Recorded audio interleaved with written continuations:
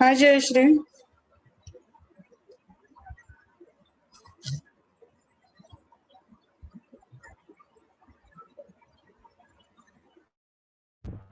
Good afternoon, ma'am.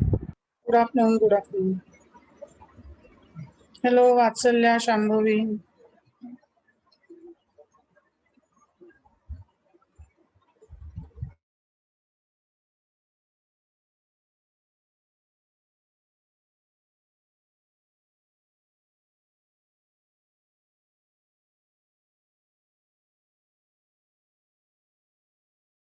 Good afternoon, Vatsalya.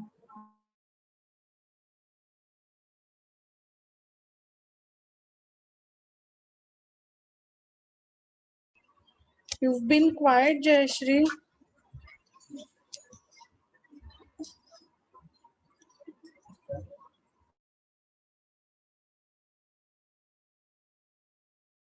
Sorry, ma'am. There's nothing to share as such. What? I didn't get you. Sorry, ma'am. No. I mean, generally in classes, you haven't been speaking much. So I thought, I mean, is there something No, ma'am. Actually, I there are can do? quite a हाँ. few other things going. That's why. नहीं, अच्छा. But I hope everybody is well at home. Yes, ma'am. Thank you. हाँ.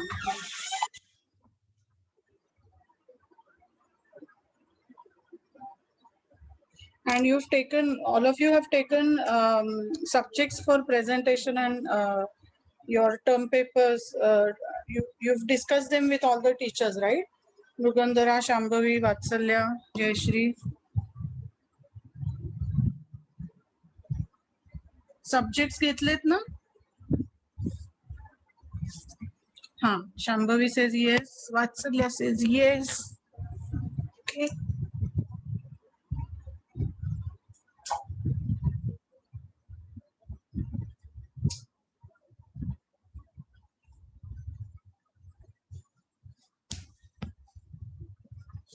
Mrugandhara also says yes. And Jayashree last month itself. Okay. So no issues. Okay. We'll wait for a couple of minutes more. Do you want to say, ask anything? काय विचारायचं राहिलंय काही कोणाचं?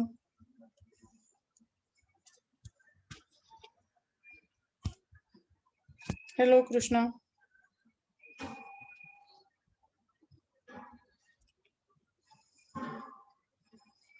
Hello, Deva. Adipti.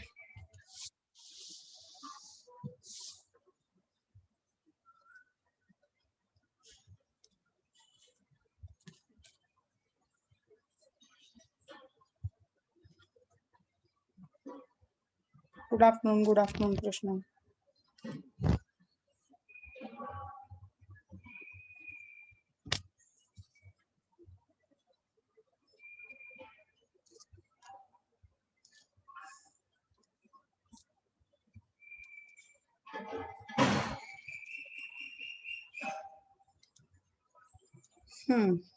Right, so we'll,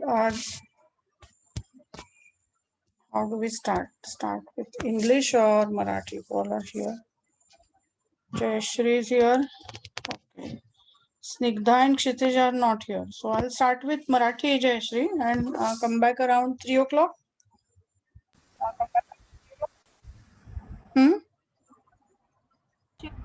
Sure, ma'am. Okay.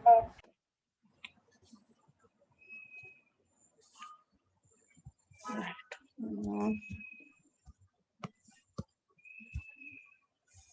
आपला आता चौथं unit सुरू करतोय आपण. ऐकू येतंय ना सगळ्यांना आणि स्क्रीन पण दिसतोय ना?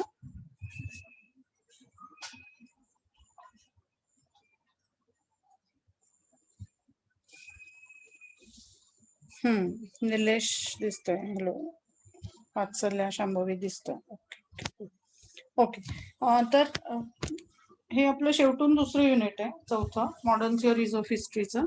आणि होपफुली म्हणजे हे जर का आज उद्यामध्ये संपलं, आज काय आहे, गुरुवार आहे का? शिवाय लॉकडाऊनमुळे काही तारीखवार समजतच नाही. हो, थर्सडे 29 ना. राईट. शुक्रवार आणि शनिवार. राईट. हा, म्हणजे मे बी मी शनिवारपर्यंत आपले 5 युनिट संपवेन. हो, थर्सडे. राईट. थँक्यू वात्सल्य. तर या शनिवारपर्यंत कंपल्सरीचं आपलं सगळं संपवलं म्हणजे मग मुलांनाही वेळ राहील. आणि मग मी नंतर दलित मुवमेंटची लेक्चर्स घेईन. उद्या परवा जी दलित मुवमेंटची दुपारून घ्यायची होती लेक्चर्स, मला फार दमायला होतं सकाळी आणि दुपारून लेक्चर्स घेतली की मे बी आता काय आय डोंट नो, पण मग दुपारच्या लेक्चरला काही हे नाही येत, मला मजा नाही येत करायला. तर नेक्स्ट वीक तुमचं बघू आपण ते टाइम टेबल मध्ये काय आणि कसं बसवायचं. मंडे ट्यूजडे नेक्स्ट वीक तुमचं हे असेल का प्रेझेंटेशन? हो, बहुतेक सोमवारी नाही, उद्यापासूनच तुमची प्रेझेंटेशन सुरू होत आहेत का? आणि उद्या आपल्याच वेळामध्ये प्रेझेंटेशन आहे. Okay. Right right right right right. आलं लक्षात. 30 तारीख ना उद्या. उद्या हा डेट माझी उद्याला आहे. हा, वात्सल्य म्हणते. येस, म्हणजे उद्याला तुमची प्रेझेंटेशनच आहेत, राईट, माझ्या विषयाची. ओके, ठीक.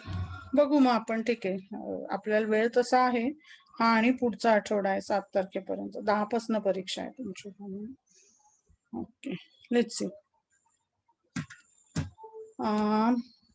तर ह्या मॉडर्न थिअरीज ऑफ हिस्ट्रीचा मग आजच आपल्याला संपवणं जास्ती बरं पडेल. थोडं उशिरापर्यंत लेक्चर घेतलं तरी प्लीज बेअर विथ मी. आपण आतापर्यंतच्या ज्या इतिहास विषयक सिद्धांत बघितले ते असे प्राचीन काळामधले होते. प्राचीन मध्ये ग्रीक आणि रोमन बघितले आपण. त्याच्यामध्ये चर्च मधले जे सुरुवातीच्या काळामधले होते तेही पाहिले. आता ख्रिश्चन धर्माच्या प्रसार प्रचारानंतरचेही आपण ह्या मॉडर्न मध्ये पाहूच. शिवाय अरब इतिहासकारांनी घालून दिलेला इतिहास लेखन शास्त्राचा जो पाया होता तोही आपण बघितला. म्हणजे ग्रीक, रोमन, चर्च, अरब अशा वेगवेगळ्या प्राचीन आणि अर्ली मिडिएवल ज्याला म्हणतात, मध्ययुगाचा प्रारंभ होता होता ज्या इतिहास लिखाणाच्या परंपरा आणि जे वेगवेगळे सिद्धांत आहेत त्यांचा आपण आतापर्यंत एक आढावा घेतलेला आहे.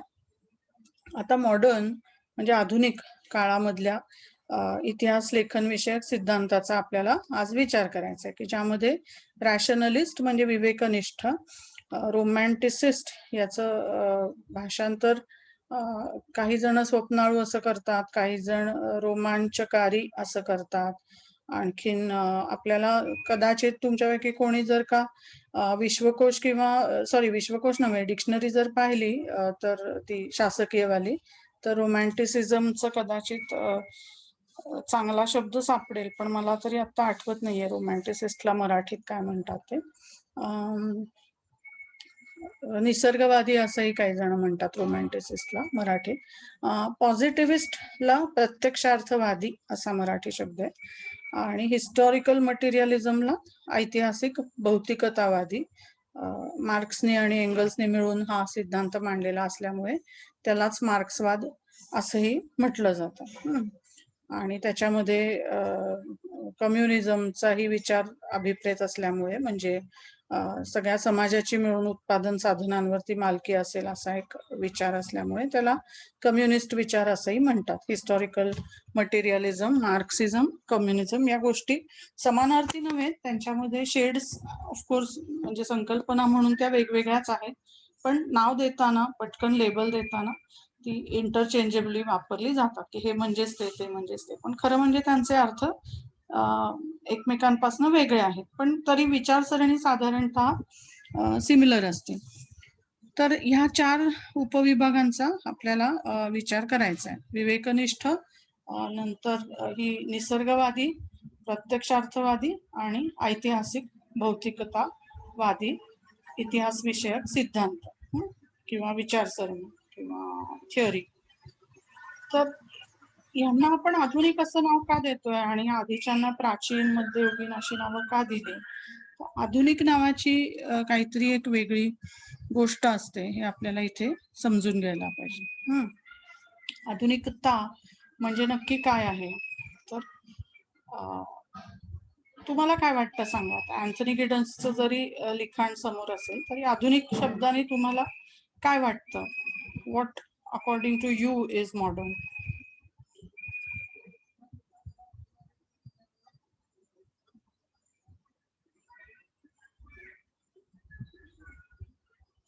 सांगा बरं, बोला.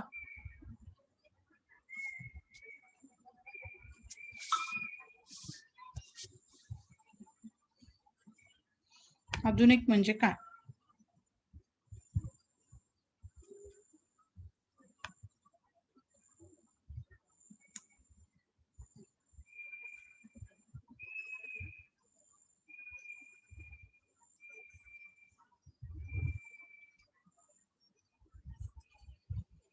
मधुसूदन आला का लेक्चर मध्ये? आला.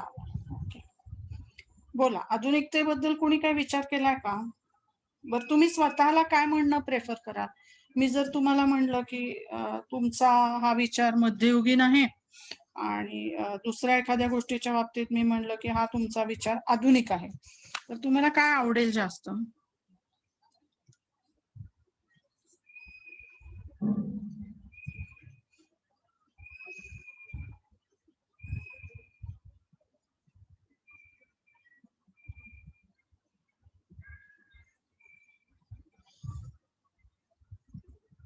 बरं, आणखीन तुम्हाला स्पेसिफिक उदाहरण देते की मी समजा म्हणलं की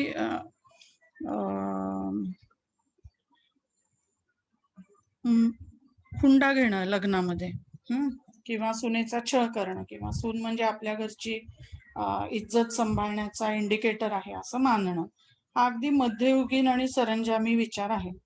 तर त्याच्यात मी मध्ययुगीन हा शब्द चांगल्या अर्थाने वापरते का वाईट अर्थाने वापरते?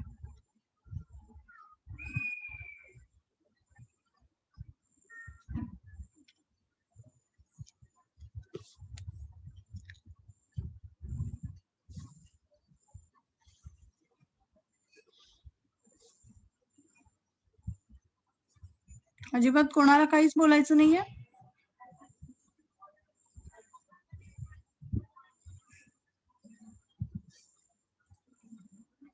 आधुनिकता म्हणजे काय? बरं, साडी आणि जीन्स ह्याच्यामध्ये आधुनिक काय आहे?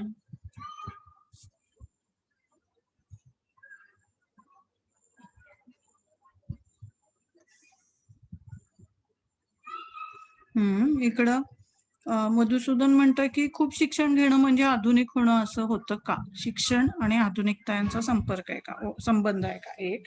आणि वात्सल्य म्हणते की आदर्श समाज रचनेच्या दिशेने एखाद्या समाजाची वाटचाल होणं म्हणजे आधुनिकता. ओके, ह्याचा आपण विचार करूच, दोघांच्याही प्रश्न आणि उत्तर दोन्हींचा. बरं, आता सिंपल प्रश्न आहे की साडी आधुनिक आहे का जीन्स घालणं आधुनिक आहे?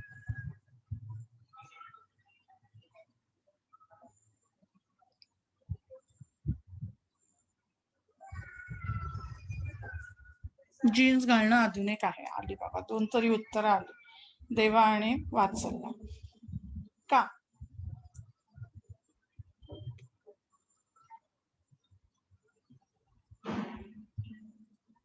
का आधुनिक आहे जीन्स घालणं आणि साडी नेसणं ही का आधुनिक नाही?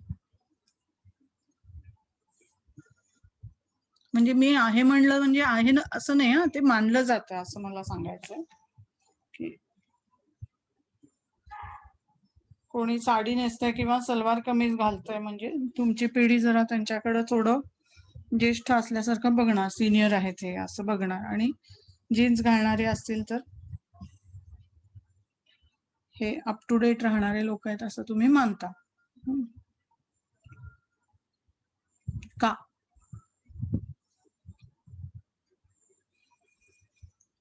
कुठं लिहिलंय का असं की जीन्स घालणं हा आधुनिकतेचं लक्षण आहे?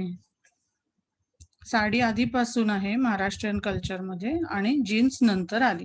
म्हणजे जे जुनं आहे त्याला आपण आधुनिक म्हणत नाही आणि जे नवं आहे त्याला आधुनिक म्हणतो. बरोबर वात्सल्या?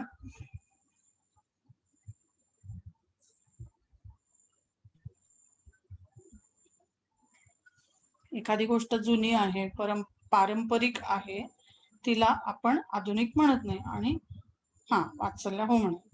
आणि जी गोष्ट नवीन आहे त्या मानाने तिला आपण आधुनिक म्हणतो. म्हणजे आधुनिक शब्दाची जर आपण फोड केली, व्युत्पत्ती बघितली तर अधुना असा शब्द आहे. अधुना शब्दाचा अर्थ आहे आजकाल, सध्या. मग आधुनिक म्हणजे काय? जसं भावनावरनं भावनिक, तसं अधुनावरनं आधुनिक. मग आधुनिक शब्दाचा अर्थ काय? जे लेटेस्ट असतंय, आत्ताचं असतंय, आजकालचं असतंय, चालू जमान्याचं असतंय, त्या गोष्टी सगळ्या आपण आधुनिक असं म्हणू शकतो. काळाच्या प्रत्येक टप्प्यावर जे प्रचलित आणि सार्वत्रिक आहे ते आधुनिक असं म्हणता येईल. अगदी बरोबर आहे कृष्णा. कारण जेव्हा चाकाचा शोध लागला तेव्हा त्यांच्या दृष्टीने ती आधुनिक गोष्ट होती की अरे आपण जंगलामध्ये एका ठिकाणून दुसऱ्या ठिकाणी चालत चालत चालत जाण्यापेक्षा हे चाक आहे किंवा काय ओंडके ढकलतोय त्याच्यामुळे जरा भरभर जाता येतंय, आधुनिक गोष्ट झाली. किंवा समजा शिवाजी महाराजांच्या काळामध्ये, छत्रपती शिवाजी महाराजांच्या काळामध्ये एका प्रकारची बंदुकीच्या पेक्षा दुसऱ्या प्रकारची बंदूक समजा आली असेल त्यांच्याकडे कुठल्या तंत्रज्ञानाच्या मुळे, किंवा तोफखाना ही गोष्ट नव्याने हळूहळू इंट्रोड्यूस होत गेली, तर ते युद्धाचं आधुनिक तंत्र होतं.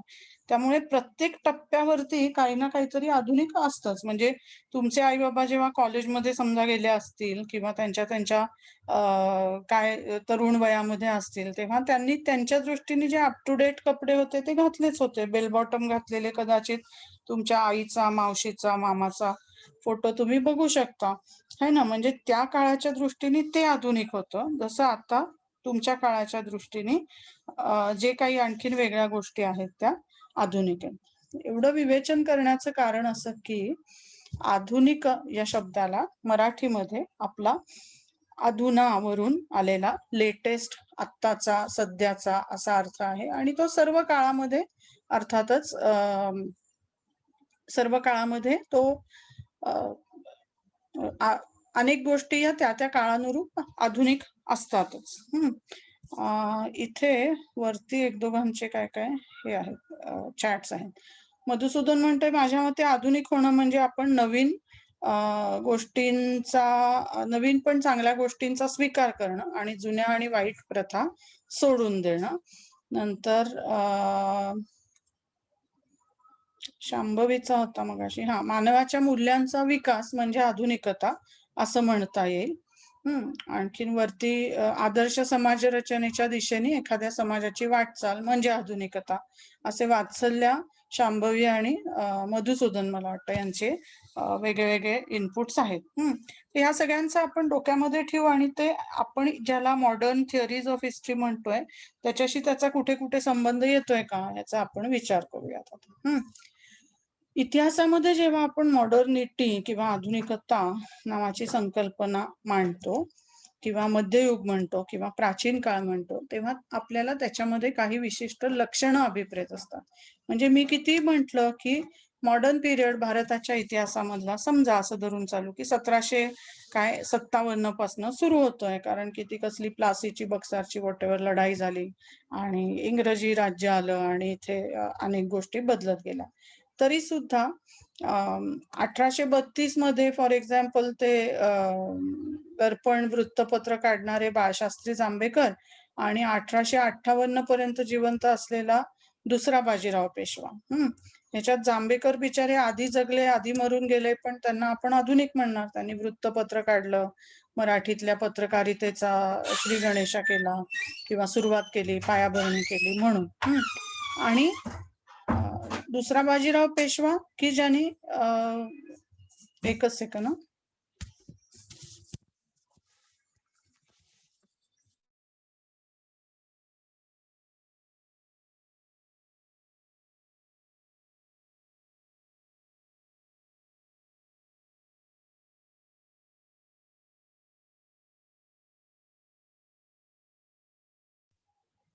सॉरी.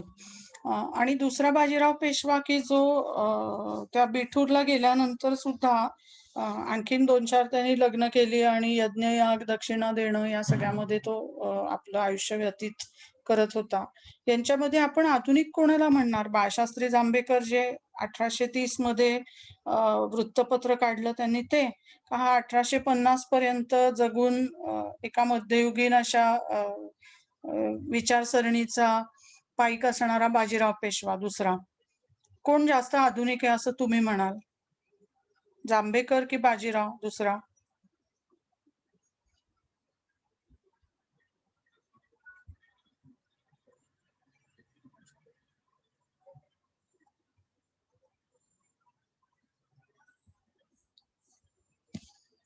मराठीतलं ते वृत्तपत्र काढणारे बाळशास्त्री जांभेकर आधुनिक होते असं म्हणाल, का दुसरा बाजीराव पेशवा आधुनिक होता असं म्हणाल?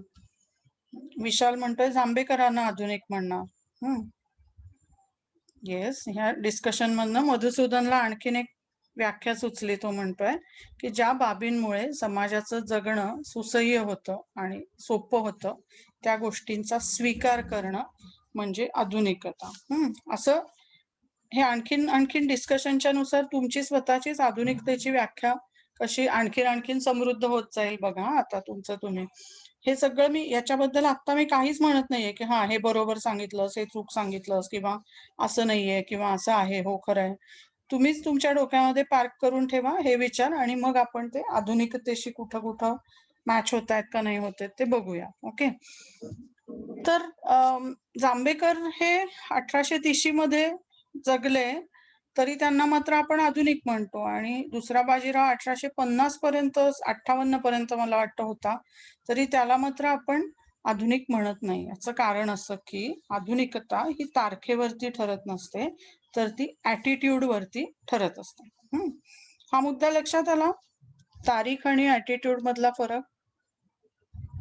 मग या अर्थाने आपण म्हणजे काही बाबतींमध्ये काही गोष्टी या आधुनिकतेला साजेशा आहेत, की समजा शिवाजी महाराजांनी जिजाबाईंना सती जाण्यापासून परावृत्त केलं, तर आज तुम्ही आम्ही पण असंच म्हणू ना की कोणी उठून सती जाऊ नये बाबा स्त्रीने, किंवा असं स्त्रीने समजू नये की पतीच्या मृत्यूनंतर तिचं आयुष्य हे अगदी बर्बाद झालेलं आहे आणि जगण्याच्या योग्यतेचं राहिलेलं नाहीये.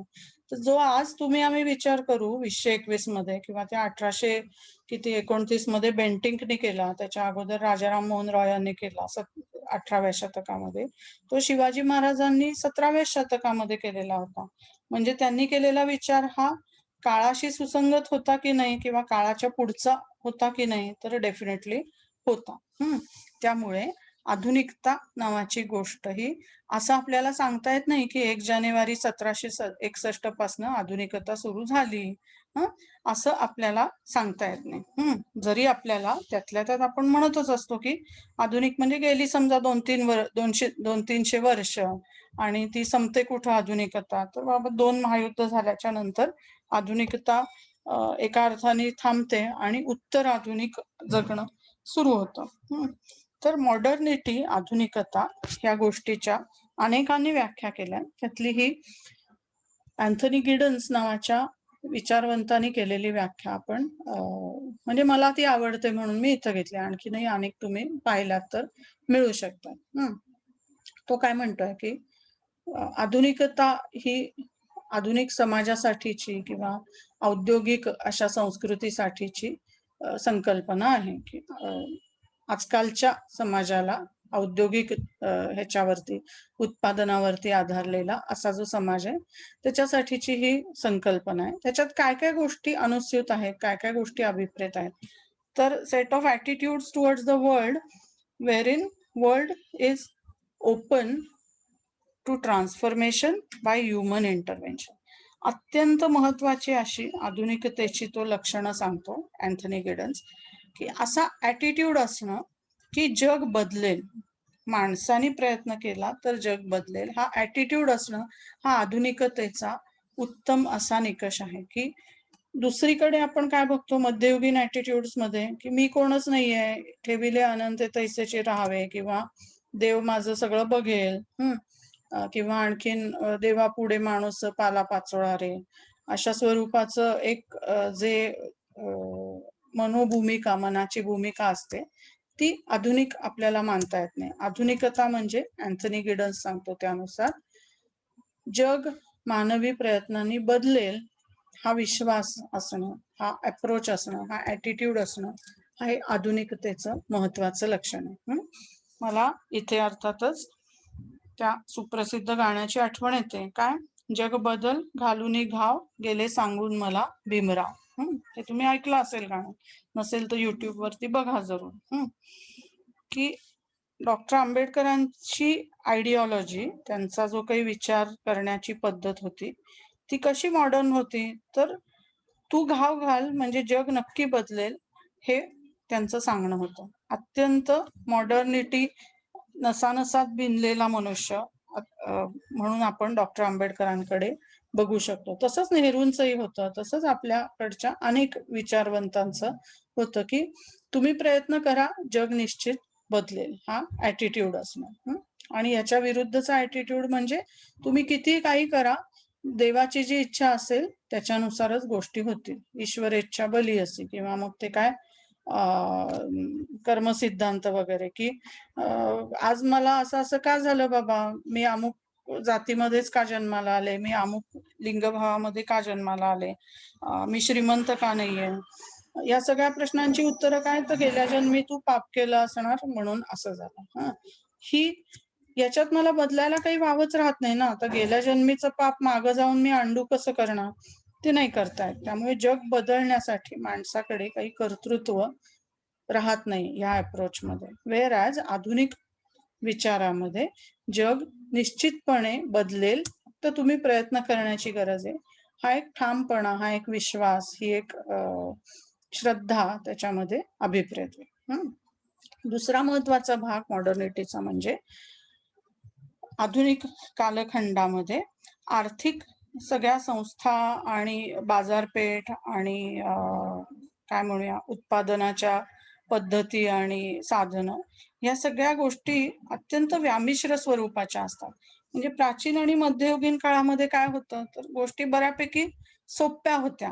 म्हणजे कसं, की बाबा मी शेतकरी आहे आणि मला मडकी बनवून हवेत, किंवा भांडी हवेत, किंवा माझ्या नांगराला फाळ त्याचा नीट तयार करून हवाय, तर मी काय करणार, मी जे प्रोड्यूस करते, काय एक पोतभर धान्य असेल, ज्वारी असेल, ती देणार आणि त्याच्या बदल्यात त्या नांगराचं दुरुस्तीचं काम जो असेल त्याच्याकडनं मी ते काम करून घेणार. म्हणजे मी जे प्रोड्यूस करते ते मी त्याला देते आणि त्याच्या बदल्यात तो जे प्रोड्यूस करतोय ते, ती सर्व्हिस असेल, ती वस्तू असेल, ती मला देतोय. एकदम सिंपल स्वरूपाची आर्थिक अशी ही रचना आहे, की मी देणार आणि तो घेणार. वेराज आता कसं असतंय, तुम्हाला उदाहरण देते, मी तुम्हाला लेक्चर घेते, तुम्ही मला पैसे दिले का, नाही दिले. तुम्ही कुणाला पैसे दिले, किशोरी मॅडमला दिले का, नाही दिले. किशोरी मॅडमना पण नाही. मग तुम्ही हिस्ट्री डिपार्टमेंटला पैसे दिले का, नाही. तुम्ही हिस्ट्री डिपार्टमेंटला पण नाही पैसे दिले. तुम्ही विद्यापीठाला तरी पैसे दिले का, तर हो बाबा विद्यापीठाला पैसे दिले, पण म्हणजे कुलगुरूंना दिले का, नाही. रजिस्ट्रारना दिले का, नाही.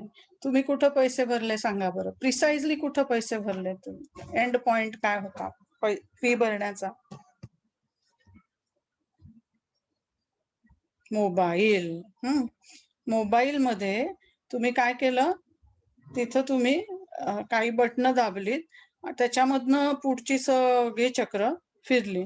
त्या मोबाईल मधनं तुमच्या बँकेच्या अकाउंटला, बँकेमध्ये मुळामध्ये तुमच्या बाबांनी, तुम्ही, आईने कोणीतरी पैसे टाकलेले होते, ते पैसे तिथनं उठले बँकेमधनं आणि गेले महाराष्ट्र बँकेमध्ये.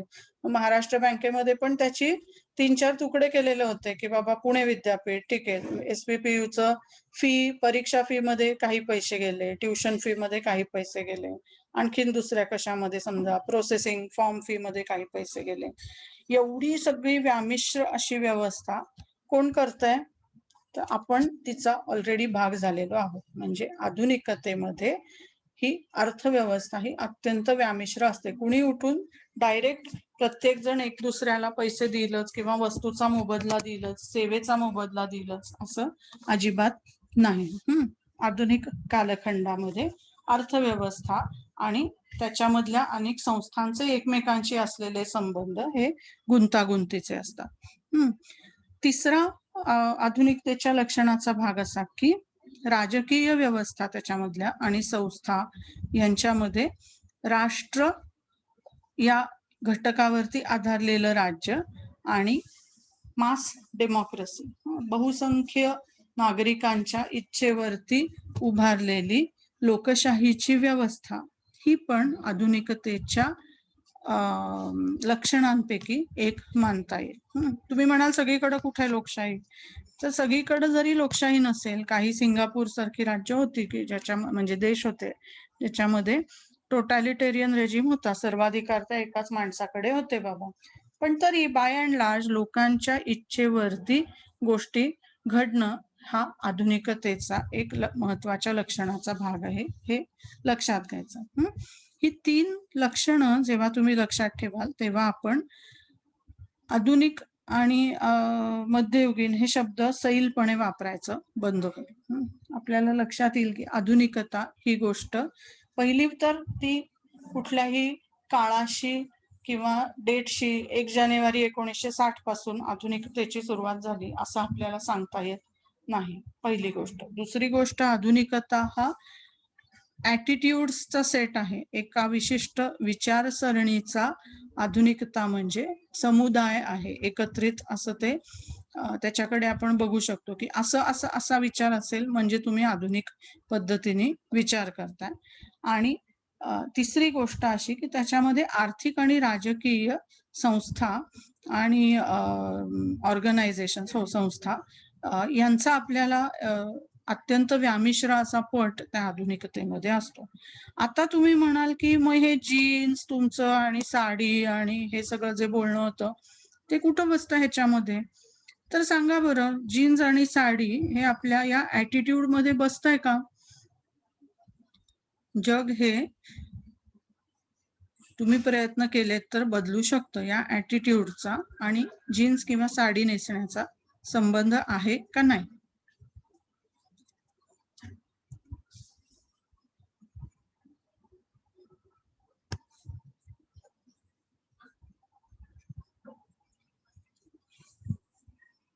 त्याचं उत्तर असं आहे की संबंध आहे पण आणि नाही पण. एका अर्थाने आजच्या आपल्या धावपळीच्या जगण्यामध्ये आणि त्याच्यामध्ये आपल्याकडून असणाऱ्या शारीरिक आणि धावपळीच्या म्हणजे वर्तन विषयक ज्या अपेक्षा असतात त्यांच्यामध्ये साडी नेसणं हे गैरसोयीचं असू शकतं. त्यातही पुन्हा साडी नेसतच नाही आपण असंही नाही. उद्या लग्नाला गेलो, कुठं कोणाकडे पूजेला गेलो, स्वतःच आपल्याकडे काही आपल्याला वाटलं नाही छान, चला आपण सुंदर कपडे घालावेत, नटावं, तर मग आपण साडी नेसणार. त्यामुळे पूर्णतया आधुनिकता ही त्या साडीत किंवा जीन्स घालण्याच्या आपल्या विचारामध्ये नसून परिस्थितीला अनुरूप असणारे कपडे, वेशभूषा करणं ह्याच्यामध्ये आधुनिकता आहे. आणि त्यासाठी तो ऍटिट्यूड आहे की I don't think so, Nikita म्हणते, it depends on culture and comfortability. Absolutely right Nikita. तुमची संस्कृती आणि तुम्हाला काय कम्फर्टेबल वाटतंय हे महत्वाचं मानणं. का पूर्वीच्या काळी असं होतं का ती नवरी मुलगी बिचारी रडत रडत असायची, डोळ्यात नाकात धूर जातोय तरी सुद्धा तिला तसंच करून ती साडीच नेसून तिला बसवायला त्या पूजेला बसवायचे. आता काय असतंय, सासवाच त्या सुनेला म्हणतात नको बाबा, पोरगी आहे आपली, तिला चांगला खणाना ह्याचा काठापदराचा ड्रेस घेऊन देऊ, तिला वावरायला सोपं पडेल. म्हणजे मुद्दा असा की व्यक्तीला काय वाटतंय हे मूल्य आधुनिकतेमध्ये महत्वाचं येतं, की तुला काय कम्फर्टेबल आहे बाई, तर मला आहे सलवार कमीज जास्त कम्फर्टेबल आहे, किंवा मी एखाद 2 वेळेला नेसेन साडी, नाही त्या वेळेला नाही नेसणार, धावपळ करायचे तिथे मी नाही नेसणार, आणि जिथे धावपळ नाही करायची, नटून नुसतं खुर्चीत बसायचंय फोटोला, तर जरूर चांगली सिल्कची साडी नेसून बसेन. मधुसूदन म्हणतोय ऍटिट्यूड खूप महत्वाचा आहे. ऑफकोर्स ऍटिट्यूड म्हणजे आधुनिकता काय किंवा मध्ययुगीन काय, ह्या मानसिकताच आहेत. त्यामुळे स्त्री ही उपभोग्य वस्तू आहे, जाती व्यवस्थेनुसार आम्हीच श्रेष्ठ आहोत, हे सगळे मध्ययुगीन आणि प्राचीन अशा स्वरूपाचे ऍटिट्यूड्स आहेत. आधुनिकतेमध्ये ते बसत नाही. आधुनिकता सांगते की तुम्ही बदलू शकता, वेळात जाती व्यवस्था असेल, लिंगभावामधनं असणाऱ्या अपेक्षा असतात, त्यांना बदलाची भीती वाटते. मध्ययुगीन ज्या गोष्टी आहेत त्यांना बदलाच्या बद्दल त्यांना एक हे असतंय, काय म्हणायचं त्याला, रिझर्वेशन, म्हणजे बदलाची भीती असते की नको बाबा, गोष्टी बदलायला नको, आपलं पहिल्या पूर्वापार आलंय चालत तसंच्या तसं असायला हवं. तर हा मधुसूदन गाण्याची आठवण करून देतोय की मेरी मर्जी, तर अगदी बरोबर आहे. मेरी मर्जीचं जे गाणं आहे तसाच ऍटिट्यूड की पण मेरी आणि तेरी सुद्धा, म्हणजे मेरी मर्जी म्हणून मीच राजा असं नाही, तुझी मर्जी महत्वाची आहे, त्याची, तिची, आणखीन कोणाची. त्यामुळे व्यक्तीची मर्जी ही महत्वाची मानणं या आधुनिकतेचं एक महत्वाचं लक्षण आहे, हे आपण ध्यानात ठेवायला हवं. हे ध्यानात ठेवण्याचं कारण असं की आपण जेव्हा मॉडर्न हा शब्द एकदम सहजगत्या वापरतो की हे मॉडर्न आहे, हे मॉडर्न नाही आहे, तर तेव्हा आपण काही प्री मॉडर्न गोष्टींना ठामपणे नकार देऊन मग आधुनिक गोष्टींचा विचार करत असतो, हे लक्षात ठेवायला हवं. म्हणजे एखाद्या गोष्टीवर मी म्हणते म्हणून असं करा, असं जेव्हा मी सांगेन तुम्हाला, तेव्हा मी तुम्हाला श्रद्धा ठेवायला सांगते, विश्वास ठेवायला सांगते, माझ्यावरती एका अर्थाने डोळे मिटून विश्वास ठेवायला सांगते, खात्री पटवायला, ग्वाही मी देते की असं आहे नक्की. हा प्री मॉडर्न विचार आहे. आधुनिक विचार काय सांगतो, रॅशनली बघा, जर तुमच्या विवेकाला, जर तुमच्या व्यक्ती म्हणून तुमच्या कुतूहलाला सगळी उत्तरं मिळत असतील तर ते स्वीकारा. उगाच फेथ आहे, क्रेडिबिलिटी आहे, मी सांगतो म्हणून, आपल्या जातीसाठी, आपल्या गावाने ठरवलंय म्हणून हे करा, हा प्री मॉडर्न ऍटिट्यूड झाला, तो मॉडर्न ऍटिट्यूड नव्हे. वैयक्तिक स्वातंत्र्य, होय खरंय मधुसूदन, व्यक्तीच्या विचारांना, स्वतःच्या मर्जीला खूप महत्व आहे. आता या स्लाइड मध्ये तुम्हाला डावीकडे काही गोष्टी दिसतील आणि उजवीकडे दिसतील, तर त्या डाव्या गोष्टी आहेत इथे लिहिलेल्या सगळ्या डाव्या कॉलम मधल्या, त्या आधुनिक पूर्व विचार आहेत की ज्याच्यामध्ये समजा रिस्पॉन्सिबिलिटी आहे, तर ती ग्रुपवरती रिस्पॉन्सिबिलिटी जाते की तुमच्या जातीने दंड भरावा, तुमच्या गावाने असं करावं, तुम्ही बायका सगळ्या अशाच आहात, पुरुष मेले सगळे असेच, ही ग्रुप रिस्पॉन्सिबिलिटी आहे. वेरॅज आधुनिकता आपल्याला काय सांगते, इंडिव्हिज्युअलिझम, की तू माझ्याशी वाईट वागलीस किंवा तू माझ्याशी चांगलं वागलास, हे व्यक्ती म्हणून असणार त्याच्याशी आपलं नातं आधुनिकतेमध्ये महत्वाचं असतं. वेरॅज आधुनिक पूर्व कालखंडामध्ये समूह म्हणून, फलाण्या जातीचा मुलगा करू नको, फलाण्या धर्माची मुलगी करू नको, आपल्या जातीतले मेले होते का, हे सगळं ग्रुप रिस्पॉन्सिबिलिटी म्हणजे प्री मॉडर्न आयडियाज. हे तुमच्या पिढीला का पटत नाही, तर ते आधुनिक नाहीये म्हणून ते पटत नाही. आपल्याला बऱ्याचदा कळत नाही की ह्या गोष्टीचा आपल्याला इतका राग का येतो, किंवा तो फलाण्या जातीचा मित्र आहे त्याच्यासोबत बोलू नकोस, असं तुम्हाला बॉईजना सुद्धा सांगितलं जातं, ते तुम्हाला आवडत नाही. का नाही आवडत, तर तुम्ही म्हणता की मी त्याच्याकडे माझा फक्त मित्र म्हणून बघतो, किंवा ही फक्त माझी मैत्रीण म्हणून बघतो, मी तिच्या मागून येणारा सगळा गोतावळा, कुठल्या जातीचे कुठल्या धर्माचे हे काही बघत नाही, तुम्ही बघता व्यक्ती म्हणून. आणि आधुनिक पूर्व विचार असतात ते समूह म्हणून त्याच्याकडे पाहायला आपल्याला सांगत असतात. आणखीन काही गोष्टींमध्ये काही चांगली गोष्ट आहे की आधुनिक पूर्व काळामध्ये क्रिएटिव्ह सॅटिस्फॅक्शन होतं, अख्खी गोष्ट पूर्णच्या पूर्ण लोक स्वतः बनवू शकायचे, की तो मडकं बनवत असेल किंवा काय लोहार काम करून एखादं काय म्हणतात त्याला, आयुध बनवत असेल, तर त्याला त्याचं समाधान होतं की हे मी बनवलाय बुवा, तवा असेल, पळी असेल, काय असेल ते. पण आधुनिक काळामध्ये मात्र डिव्हिजन ऑफ लेबर जास्ती दिसते आपल्याला. सगळ्याच्या सगळी गोष्ट एकाच माणसाने बनवली असं दिसत नाही. साधं तुम्हाला गुरुकुल सिस्टीम मध्ये आला असतात जर का तुम्ही, तर मीच तुम्हाला प्राचीनही शिकवलं असतं, मध्ययुगीनही इतिहास शिकवला असता आणि आधुनिकही शिकवला असता. सगळं मीच शिकवलं असतं. मग मला वाटलं असतं की हा माझा शागिर्द आहे बरं का, किंवा ही माझी चेली तयार झालेली आहे, कोणीतरी मुलगी, शिष्या. मग मला खूप त्याचं समाधान मिळालं असतं. पण आता डिव्हिजन ऑफ लेबर आहे. आपण काय म्हणतो, हा पेपर शिकवायचा आहे राहुल सरांकडे जा, तो पेपर शिकवायचा आहे देव सरांकडे जा, हा गुंजन मॅडम शिकवतील. म्हणजे डिव्हिजन ऑफ लेबर मुळे आधुनिकता आपल्याला त्याच्याही मध्ये ती अभिव्यक्त होताना दिसते. कामाची आपण विभागणी करतो, किंवा मी म्हणते की ते प्रशासकीय काही असेल तर किशोरी मॅडमना विचारा, ते मला काही कळत नाही, असं. सो आधुनिकतेमध्ये श्रमांची विभागणी आपण बघत असतो.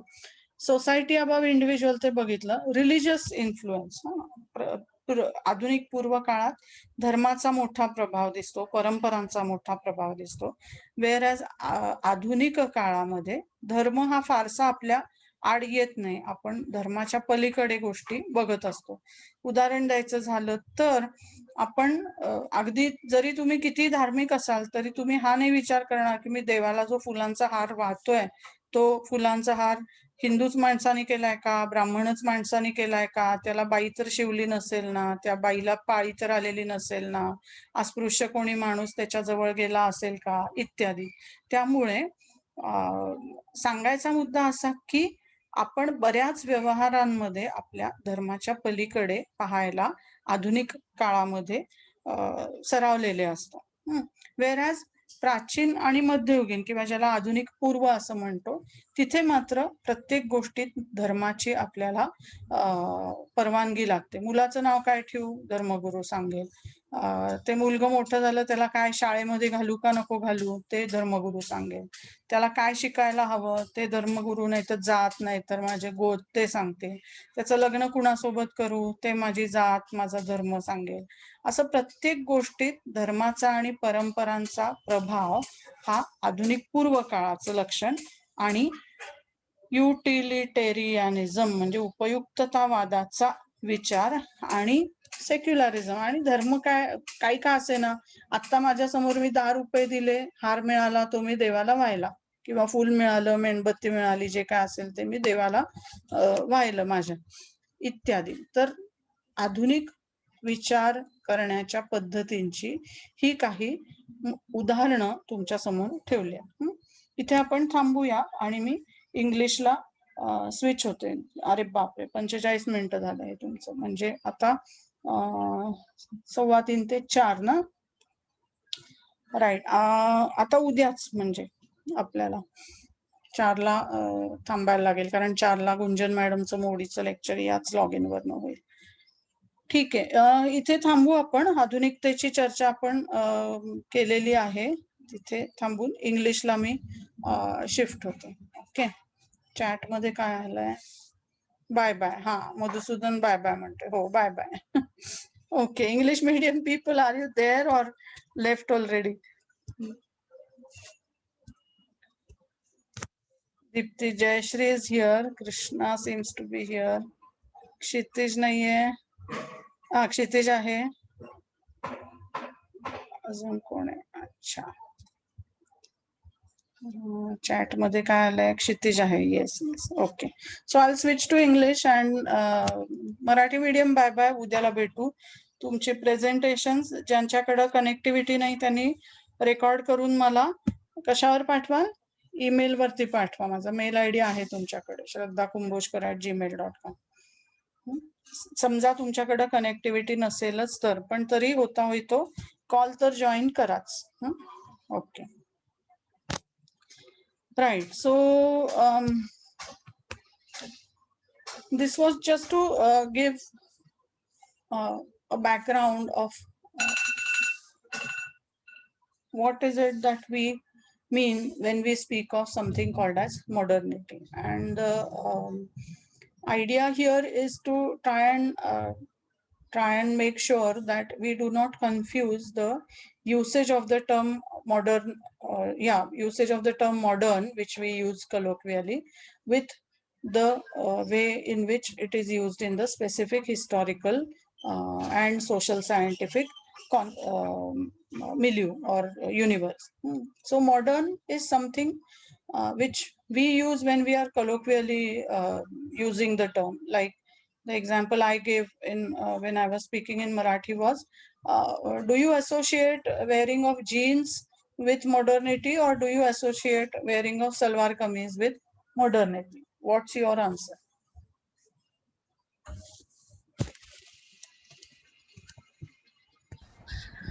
Ma'am, I think it's about acceptance. Hmm. Like modernity is normally associated with progressive ideas and thoughts. So in Hmm. our case, for us Indians, our Hmm. traditional thing is sari. But if we wear jeans, so it's something we are doing maybe out of the box or not traditional. Hmm. So we are trying to accept ourselves and picturize ourselves differently in a different way. It's a good thing. Like people many a times people use the term modernity or modern like a Hmm. slur. Hmm. So it should not be like that. Hmm. It's actually progressive and inclusive, and it means acceptance. Hmm. Yes. Yeah, wearing jeans is we are accepting us in a different way. Yes, yes. Accepting your own image, your own body, accepting your own comfort is important. This idea itself is all about modernity. Thank you, Jesh. Yes. Any Yes, other ma'am. answer? But Huh? I'd like to Yeah. add. I'd like to. It's very lame, but obviously we are trying to progress, but the country is not, because ministers are banning half pants for boys and jeans for women. So Yeah. obviously modernity is a now. Uh. Yes, and Kshitij has something to say. He says we can't compare fashion style with modernity, ma'am. Absolutely right, because we will come to that, that modernity is all about many different things. But I'm trying to juxtapose the lay language, day-to-day language usage of the word modern and the technical term called as modernity, which we are expected to use when studying social sciences. That's why I'm juxtaposing this, okay? Not taking modernity lightly. Right. So, anything you want to add to this?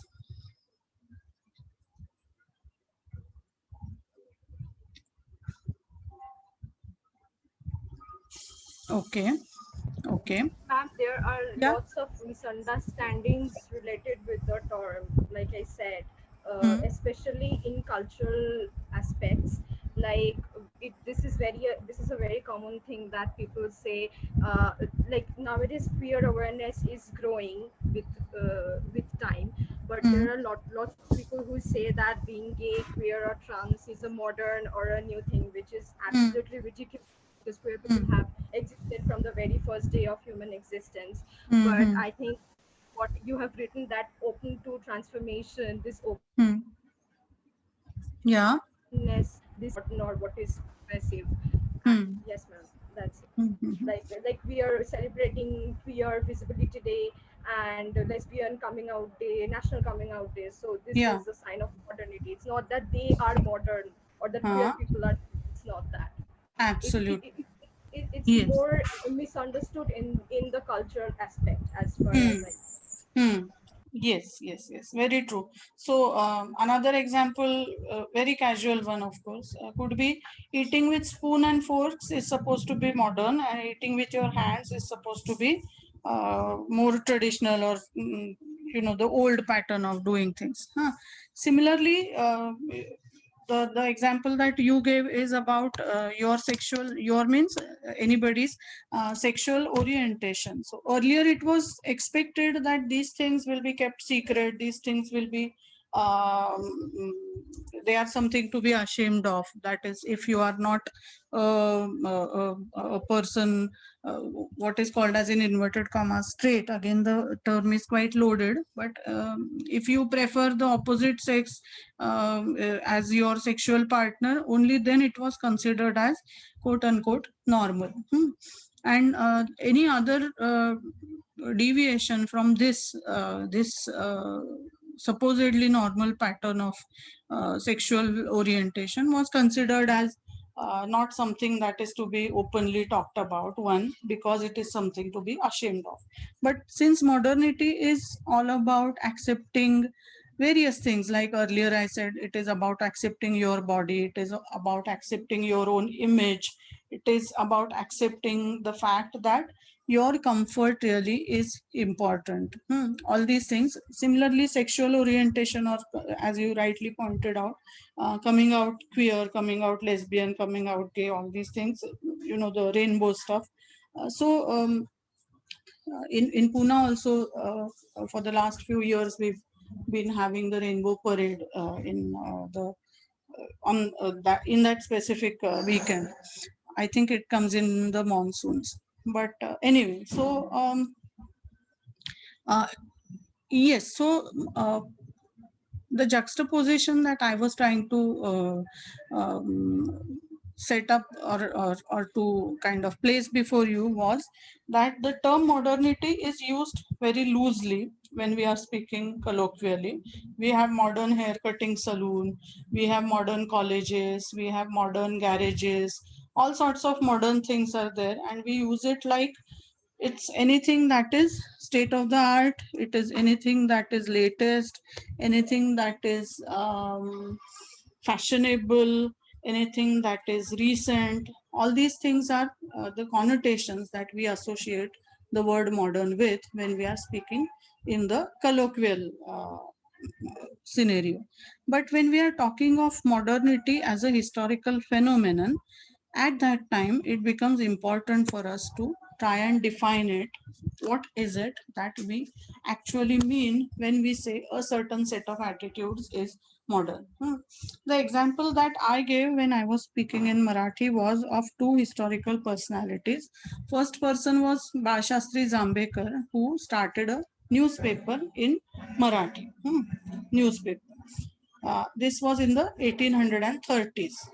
I mean, within the first 2 decades of the establishment of the British rule, Balshastri Zambekar started the first Marathi, or bilingual, I would say, it is Marathi and English newspaper. This is 1830s I am speaking of. Time-wise, Zambekar is earlier, he dies also in the 1830s, very young. Uh, After him, we have, I mean, not after him, we have the second Bajirao Peshwa, the dethroned ruler of the Pune Peshwa, the seat of power in Pune of the Peshwas. This person lives on, I think, up until 1858. I need to check the date, but well after the 1857. And he lives on the pension that is given to him by the British people, and he lives as if not much has changed, right in the middle of the 19th century. He gets married multiple times even while in that retirement. He keeps donating Brahmins for reciting Sanskrit, whatever. The lifestyle is, to use the right word, the lifestyle is very much like a medieval ruler, living in the 1850s. And I'm just juxtaposing this person who lived, this person that is Bajirao Peshwa II, who lived in the 1850s as if he is a medieval ruler, juxtaposing him with Balshastri Zambekar, who died in the 1830s, 20 years before him, but started a newspaper. Now, who is more modern? Is Zambekar more modern, or Bajirao Peshwa II more modern?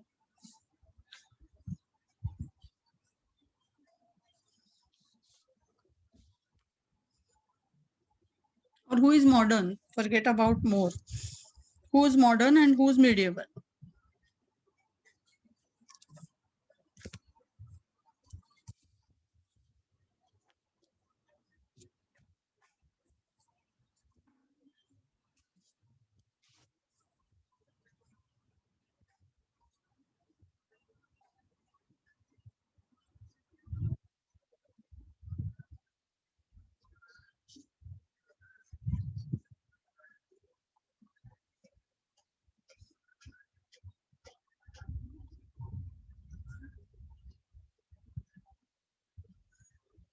What would you say? Somebody who starts a newspaper, print medium, to propagate his ideas, and somebody who gets married 4 or 5 times even while being a captive person of the British, whose behavior can be termed as modern behavior.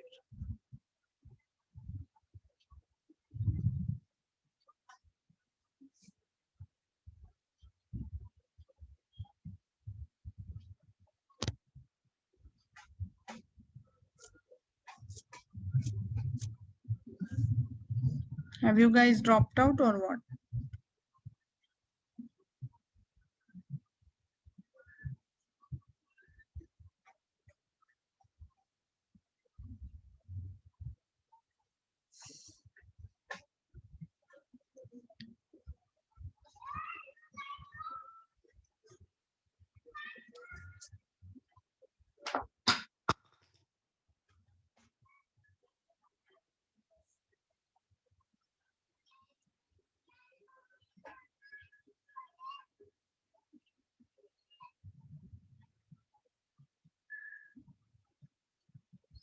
Hmm? No answers to that?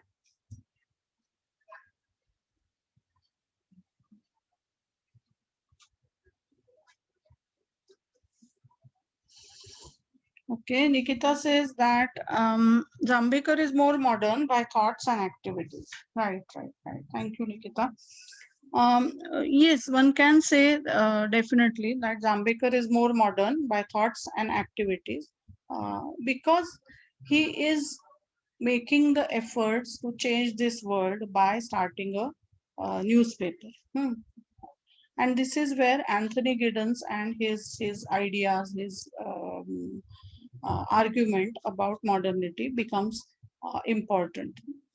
And I tried to juxtapose Jambekar with Bajirao Peshwa because both come from similar high caste background, Maharashtrian urban background. One is living in the 1830s, the other goes on to live until 1850s. But the other person, that is Bajirao II, has not changed according to the times. Living in the 1850s, he has not changed. Whereas Zambekar, who's living 20 years before Bajirao's death, Zambekar is adaptable enough. He adapts himself with the conditions.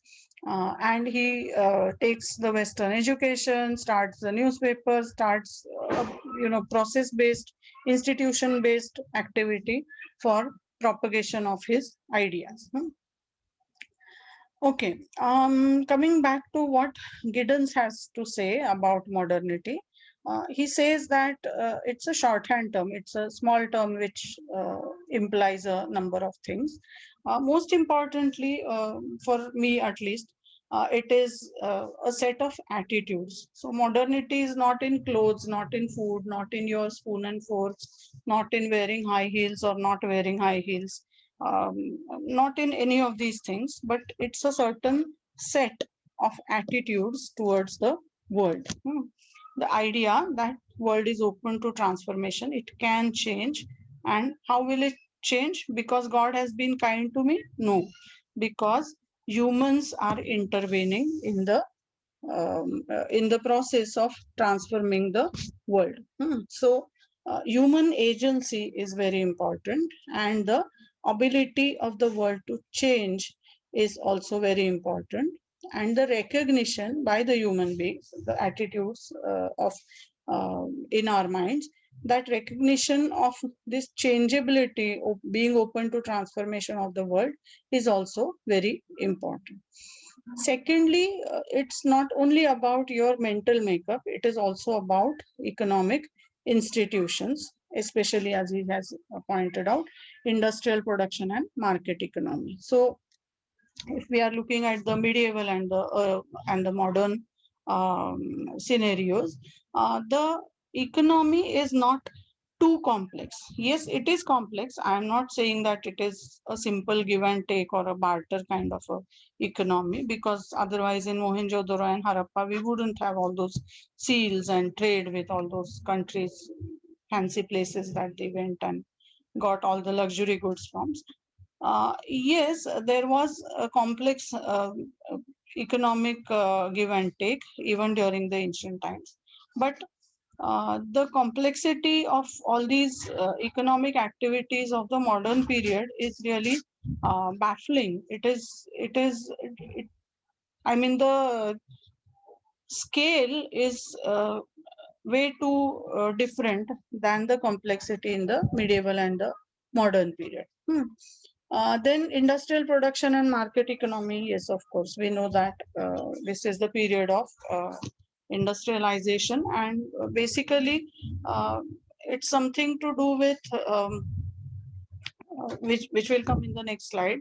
It is something to do with the division of labor. It is something to do with trust on your professional efficiency, all those things.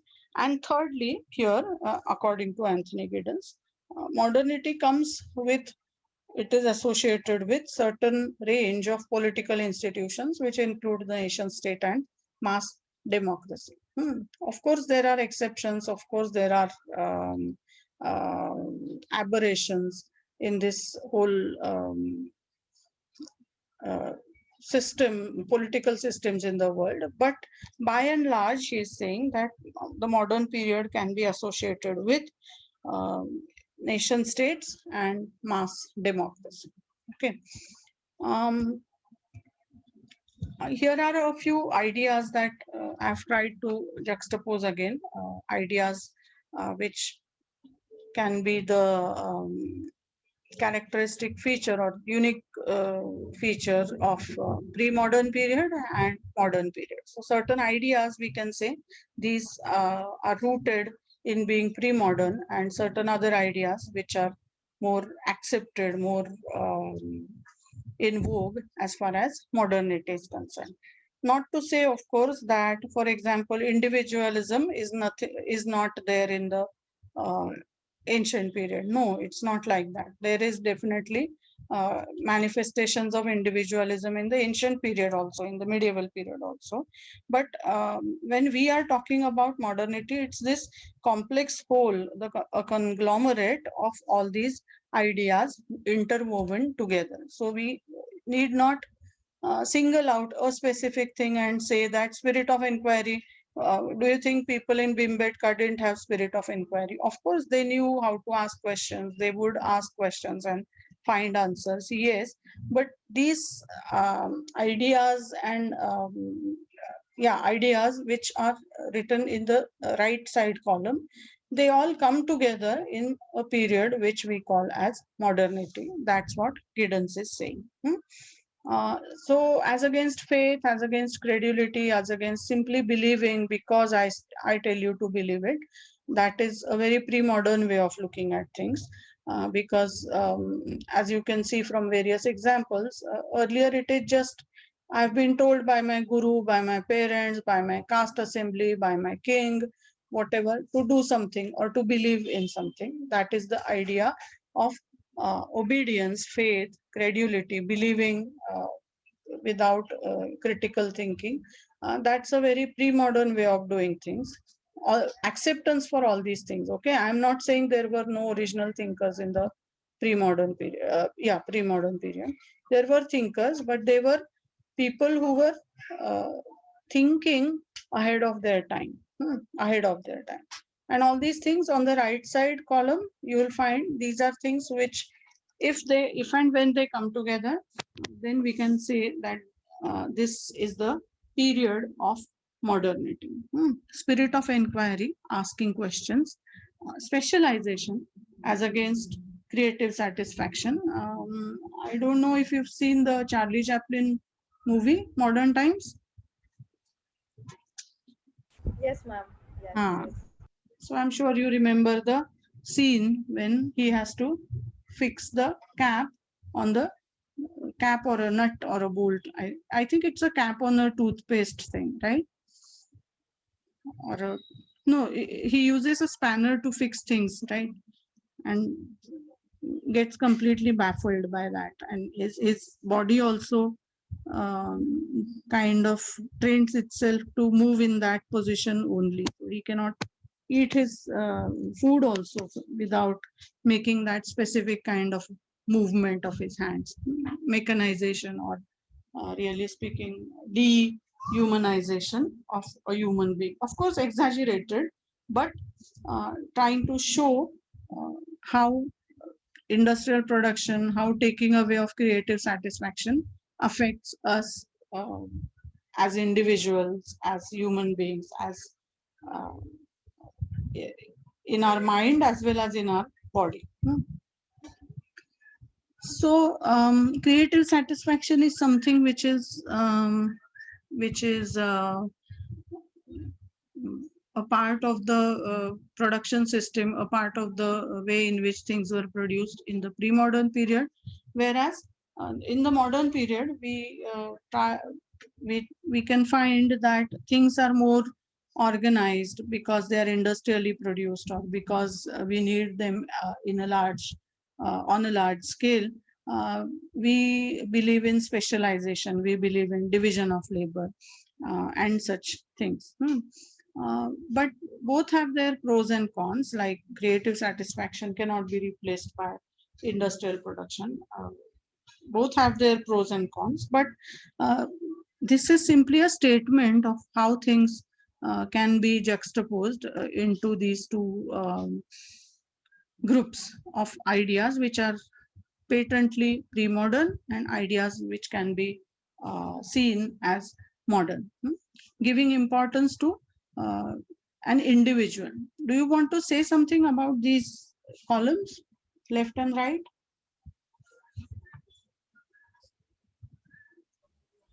Ma'am, Yes, go ahead. actually, when I was looking at all the terms, Hmm. uh, I thought that it is somewhat related to what is happening currently, Hmm. especially the two words individualism and secularism caught my attention Hmm. very quickly. Say, for instance, what is happening in France. Hmm. That made me think that modernity is become a burden for the commoners. So Hmm. modernity in practice sometimes becomes elite.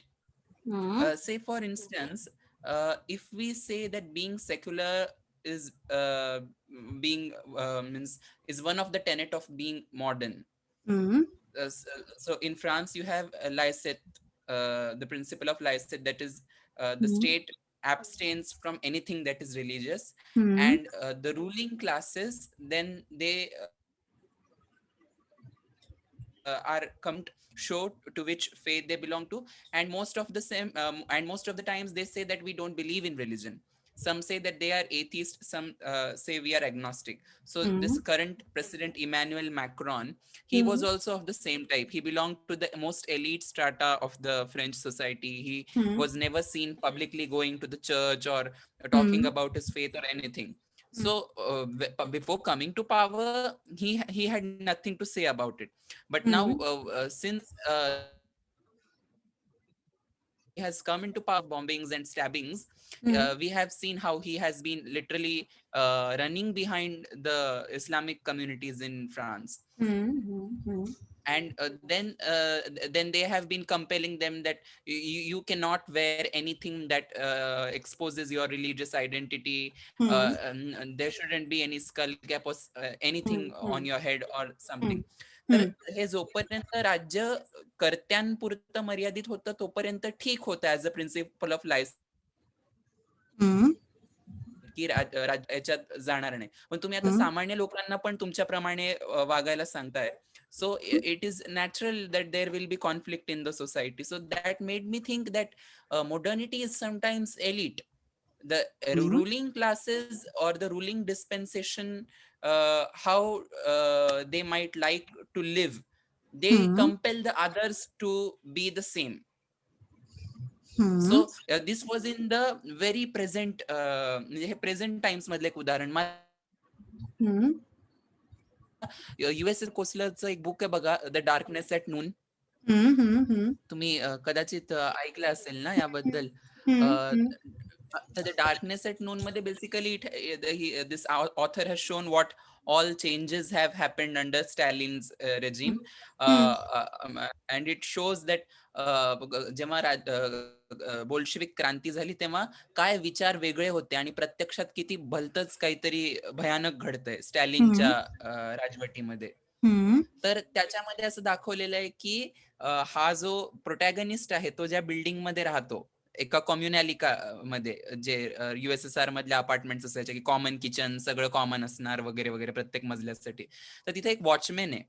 तो watchman दररोज रात्री झोपण्याआधी त्याच्या गादीला थोडस कुरतडून त्याच्यातनं एक photo काढतो, त्याच्याकडे बघतो, रडतो, त्याच्या पाया पडतो आणि पुन्हा गादीत सरकवून देतो. तर त्याची मुलगी त्याच्याकडे बघत असते रोज की वडिलांचं काय चाललंय. आणि एके दिवशी ती गादी कुरतडून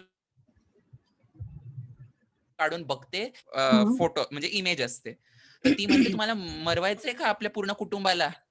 ते पोलीस येतील, त्यांना समजा असं कळलं तुम्ही असं काहीतरी करताय आणि ते पण तुम्ही सरकारी नोकरीत असूनही, आणि असला फोटो ठेवलाय भयानक, ते आता बंबात घाला. आणि मग त्याला खूप वेदना होतात की नको ना, माझ्या खूप भावना जुडलेल्या आहेत त्याच्याशी. पण शेवटी ते होतच. मला ते सगळं पाहून या टर्म्स पर्टिक्युलरली इंडिव्हिज्युअलिझम आणि सेक्युलरिझम पाहून वाटलं की modernity becomes a burden to the commoners. Right. Means Yes. when it is brought into practice. Yes, I mean, this depends completely on the implementation in various scenarios, of which two you have just narrated. Here, of course, we are the second one, especially. I mean, the first one, especially of France, that may not be very pertinent here, Krishna, because the times that we are living in are broadly categorized as postmodern times. So when we speak of modernity, it can be safely said that modernity is the period when I mean, one can say that it begins with Enlightenment and almost comes to its logical conclusion after the end of the Second World War, primarily because it was the two world wars which taught and which kind of opened the various horrible possibilities, including the second example that you just cited of the USSR and generally non-democratic and forcibly secularized regime in the USSR. On the background of all these things and their fallouts, people started realizing especially after the Second World War, that rationality, secularism, all these things in the right column, they are not really something that work every time. In the ideologies that we will be seeing eventually in this unit, you will find that there is this pendulum. On one side, we will see enlightenment, wherein everybody is talking about reason, everybody is talking about rationality, everybody is talking about spirit of inquiry, and logical answering of questions. Then the pendulum switches, not switches, it moves to the other extreme and goes on to the ideology of romanticism, especially because people are completely disillusioned with the dry and very forensic kind of a accuracy of the rational thoughts of enlightenment. So the four, let me just go to the four, these four ideas, and not exactly ideas, these four approaches of looking at history, or theories of looking at history, are exactly this. People they get swayed to rationality in a specific period, then they realize the limitations of rationality and they get swayed to the other side of the pendulum of romanticism. Then everybody starts romanticizing things like nature, things like magnanimity of the human mind, all those things. Then people start feeling that no, this is too much of an idealized thing. We have to depend on documents, we have to depend on proofs. And then the pendulum swings to the side of positivism. So ideologies throughout and theories or ways of interpretation of history throughout history have been oscillating really between various different ends of the or different what is the right word, I don't know, but the two sides of the swing of the pendulum. On one extreme you will find, for example, rationality. On the other extreme you will find romanticism. So the tension is very real, Krishna, that you have just mentioned. Right. Krishna says, yeah, I didn't realize the present times are referred to as postmodern. Yes, yes, that is fine. Also, when we go to that unit, you will also come to know that everybody likes to disown postmodernity. So nobody says that I'm a postmodern thinker or I'm a postmodern artist or anything. They say, no, no, no, there's no such thing such as that. But that is also in itself an indication of being postmodern, that you deny being postmodern if the sentence is not too convoluted. Anyway, right. So yeah, we were talking of modernity and the various ideas that are involved and the various ideas that emerge in juxtaposition to or in contravention of all these things in the left side column. So earlier in the pre-modern period, the responsibility, let's say there was a crime committed, the whole village would be punished, or the caste would be punished, or people would say, all these women are stupid, or people would say, all these men are whatever. So the responsibility of individual acts also was usually in the pre-modern times ascribed or given to groups of any nature. Groups could be of caste, especially in case of India, groups or South Asia. Groups could be of religion, groups could be of region, gender, anything, but or village, that is region. Group responsibility against individualism, So here we are in the 1920s, 30s, 40s, 50s, and 60s, wherein we say it's my choice to decide with whom I'm going to get married. It's my choice to decide whether I want to get married at all or not. It's my choice to decide whether marriage is a subject of public discussion at all or not. All these things. So basically, being modern involves that we give more importance to what the individual feels, what the individual needs, and what the individual wants to project. That's why the example, Kshitij, of jeans, wherein wearing of jeans per se is not modern, but accepting that this is something that is comfortable for me and this is something that I'm going to do. It's not wrong to think of my own comfort. That is a modern attitude. Does that clear your specific doubt, Kshitij?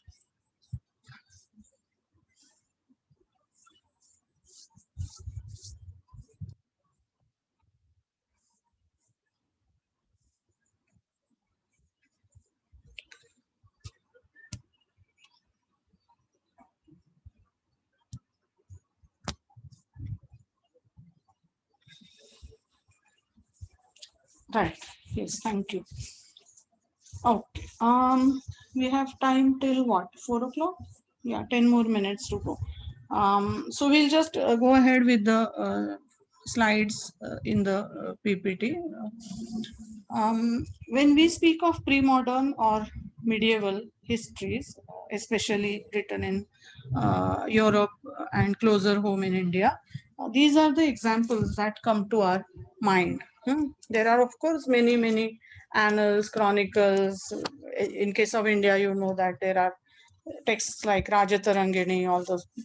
Bakhars, all those Baburnama, Humayunnama, Akbarnama, Aine Akbari, all those things.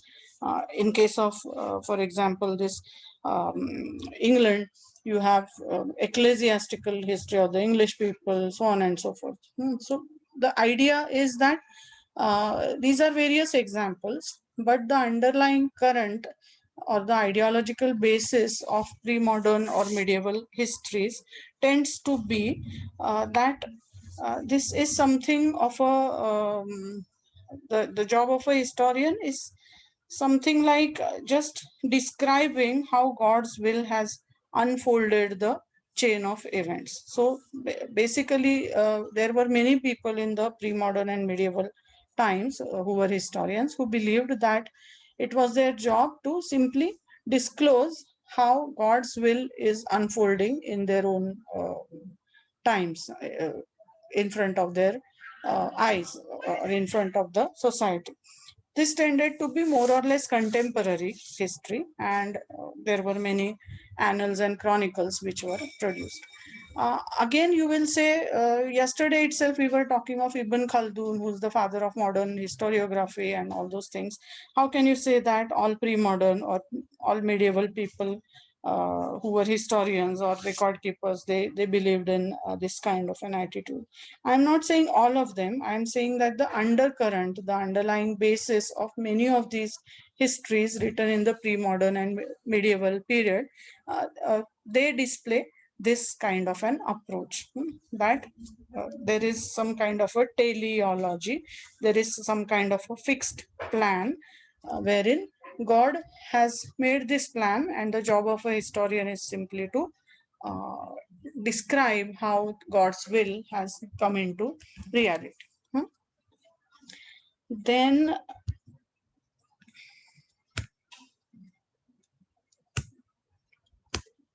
yeah. Earlier, we spoke of the ancient and the ancient ways of looking at history, especially talking of Europe.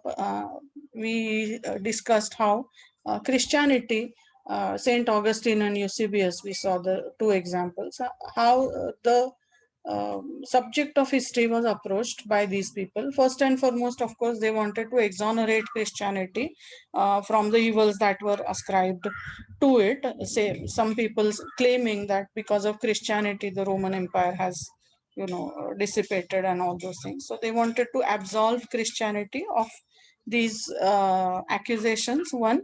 Secondly, we see ideological. Uh, what should I say?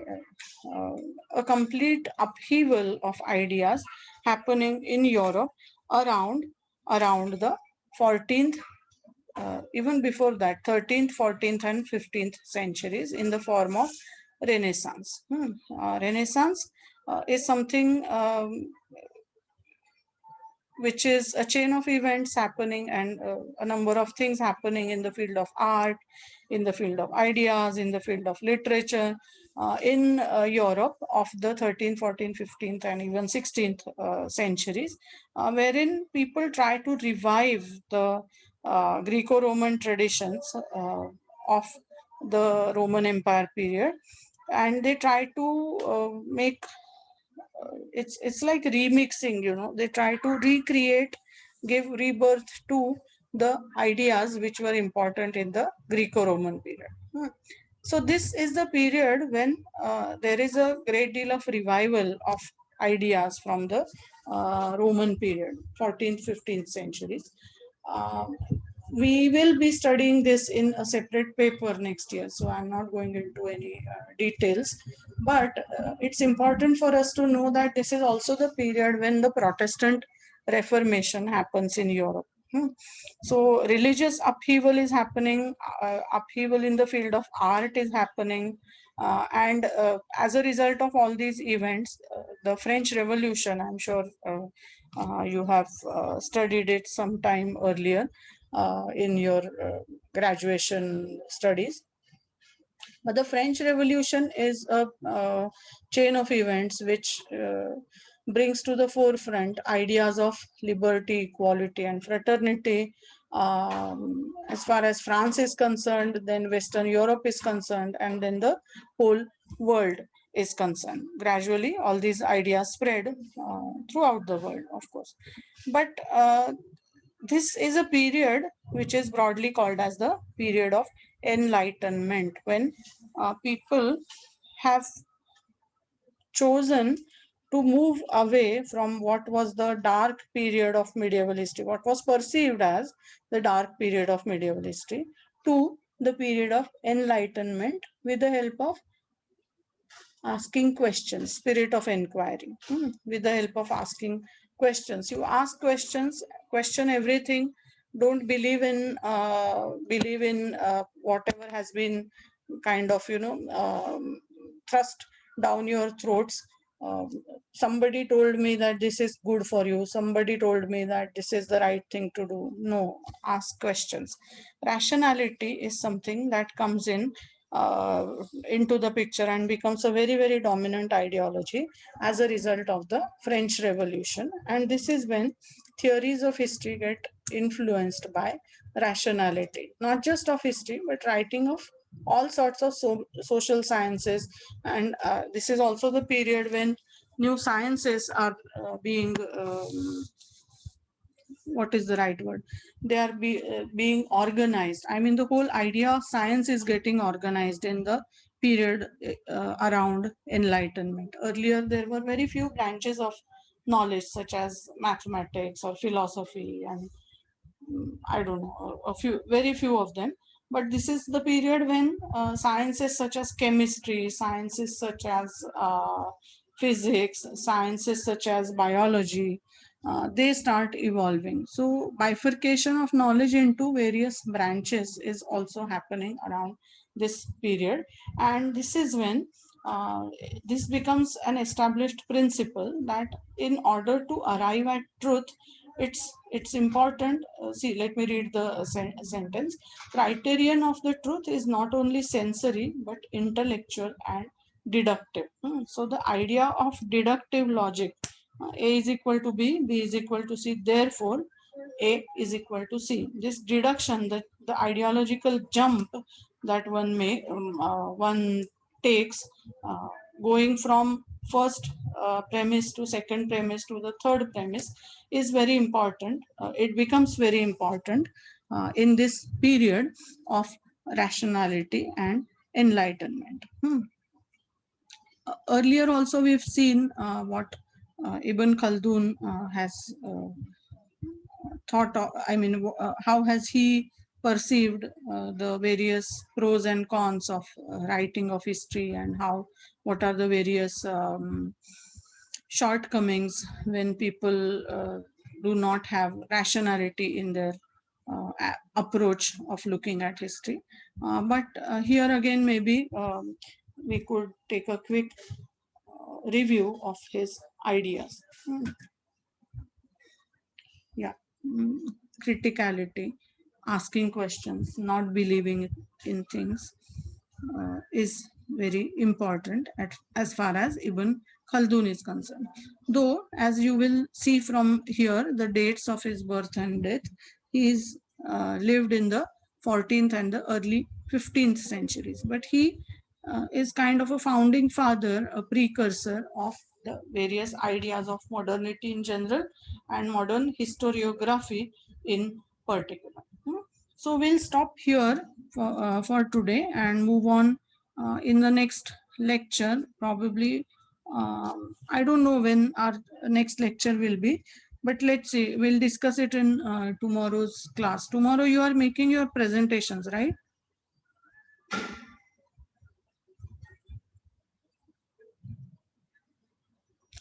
Tomorrow is the day when you are making your presentations, huh?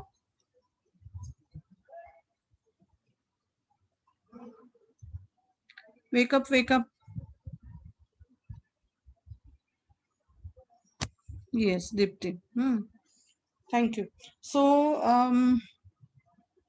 I'll see you tomorrow at 11 o'clock, and you can go in whichever order you feel like. Discuss among yourselves first and just make your presentations. time limit is about 5 minutes plus, I mean, followed by a couple of minutes of discussion. Shall I stop here then? Any questions, whatever?